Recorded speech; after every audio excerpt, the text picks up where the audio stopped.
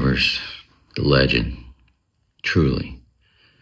Such a gifted, unbelievably sweet and wonderful person. And, how I met Sam was I'd put a couple iterations of an idea of a band I was, trying to make happen in Jacksonville, Florida.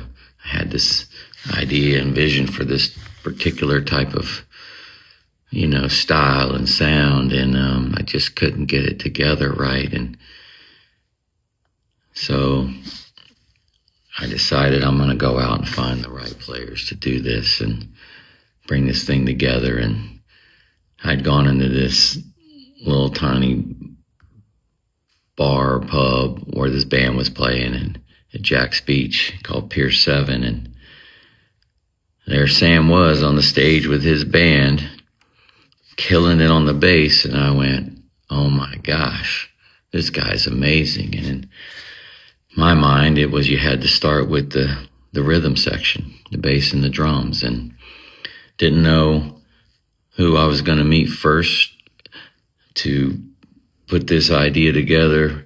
Didn't know if it'd be the drummer or the bass player, but it was the bass player.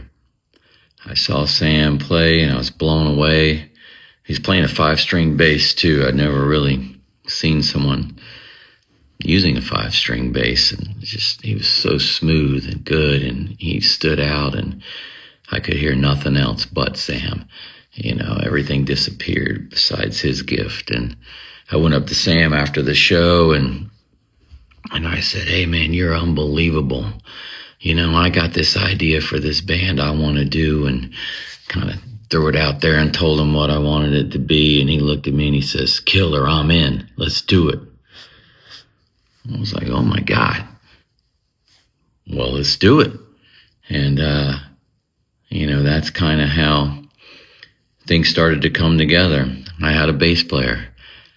And after me and Sam been jamming around and messing around for a bit, I started looking around for other players and things. And Sam said, well, my cousin John's a killer drummer. He's a jazz drummer.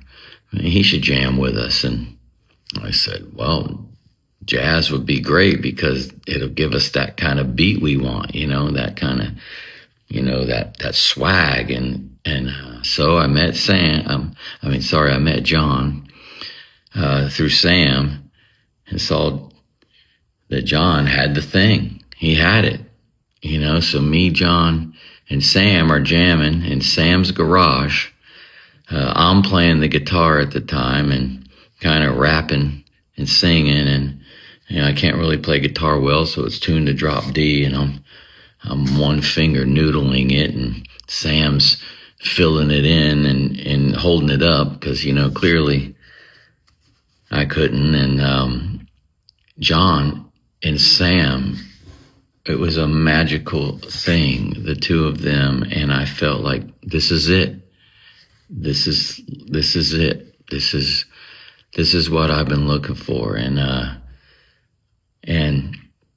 Sam had this thing about him where anything I could spit out of my mouth, try this, we'll do this or this, Sam could do it, and do it 1,000 times better than I could hear it in my head. And also Sam and I shared an affinity, a love for, grunge music.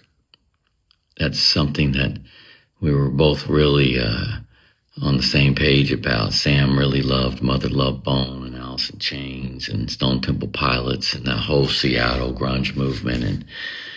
And he had this kind of ability to pull this beautiful sadness out of the bass that I'd never heard. I mean, he would play chords, and the way he just so talented. I can't explain. I know I'm all over the place here. I just,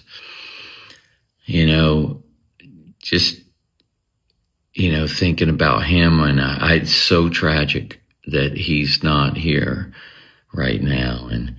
And I've gone through gallons and gallons of tears since yesterday. And I'm thinking, my God, Sam's a legend, He did it. He lived it. With Limp Bizkit, we've just been on such a journey. It's been a massive roller coaster.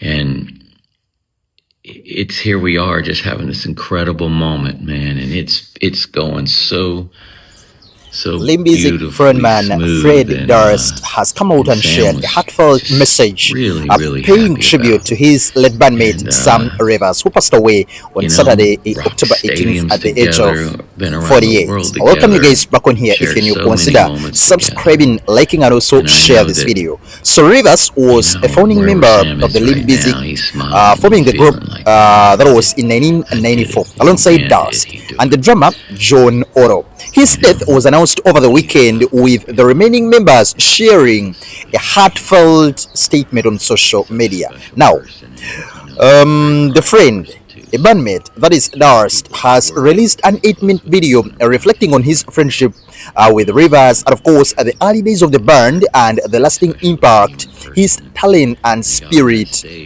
And of course, in this emotional video, like you've just watched at the beginning of this video, Durst recalled the first time he met Rivers at a small pub in Jacksonville Beach called Pier 7, where Rivers was performing with another band.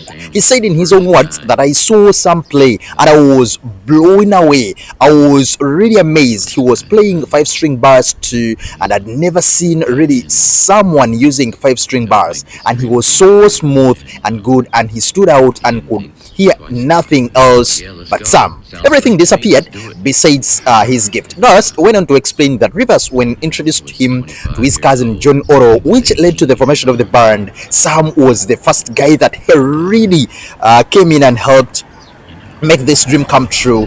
And of course, reflecting on his passing, Durst continued and said that he's been overwhelmed by grief but comforted by memories of their friendship. He said, just thinking about him, it's so tragic that he's not here right now, and I've gone through gallons and gallons of tears since yesterday, and I'm thinking, my good Sam is a legend, and I know that wherever Sam is right now, he's smiling and he's feeling like, man, I did it, and man, did he do it? What is left us behind is priceless. He was such a special person, and of course, he will always miss him terribly. So, so the friend, that is Durst, has been mourning, and of course, he really looked heartbroken, as it's really ideal and very understandable, because there is nothing heartbreaking like losing someone you've been close to for so many years. We are praying for him, the fans, Sam Rivers' family, and of course, everyone who knew and loved the legend. Rest in power, King.